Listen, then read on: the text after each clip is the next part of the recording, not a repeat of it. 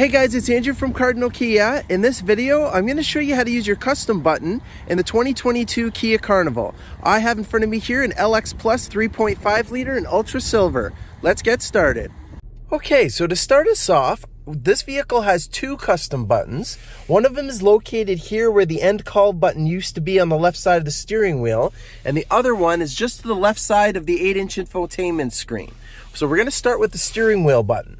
If right now I go ahead and press it, it's going to come up on the 8-inch screen over here to ask me what option I want to pick that button to do. So right now it's not set to doing anything. So I can assign one of these to it. So I can make that button reject or end a call, kind of like it was before. We can have it change what hands-free calling device you want to use, because you can have multiple phones hooked up at the same time in 5 different profiles. You can put the vehicle into privacy mode so you won't see any calls or anything come up that you don't want anybody else to see in the vehicle. And then we have the voice memo. If literally you just wanted to leave yourself a voice memo, it saves it to the memory in the car.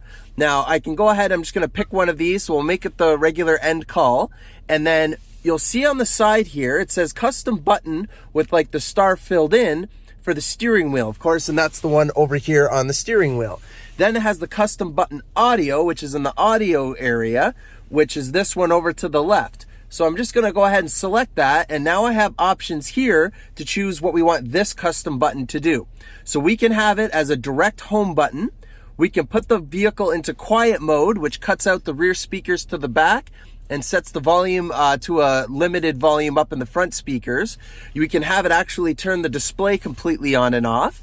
You can have it do go right into phone projection, because this does have wireless Android Auto and Apple CarPlay. So it chooses one of those. You can go into your normal phone options, look at your contacts, your call history, or you can have it go directly to Bluetooth audio. If you're not going as hardcore as the Android Auto Apple CarPlay, you can still stream your podcast, your music, whatever you're listening to from your phone through the car speakers as well. So right now, for example, I'm just going to go ahead and actually choose it to turn the display off. And now I'm going to hit the home button because that's now assigned. So if I were to go push that button now, the screen has turned off. And I can either push that button again or tap the screen, it'll come back on. Now, if I decided I wanted to change what that button does down the road, I'm going to press and hold that button for a few seconds, and it comes up and asks me what else I want to choose or what other feature I want to pick instead of turning the display on and off. And that goes the exact same thing for the other one. You press and hold it, and it comes up what you want to change that specific button to, or you can choose between them here on the left-hand side. And that's how you do it. Thank you very much for watching, guys. Please hit that like button if you enjoyed this video, and please consider subscribing if you're enjoying our content.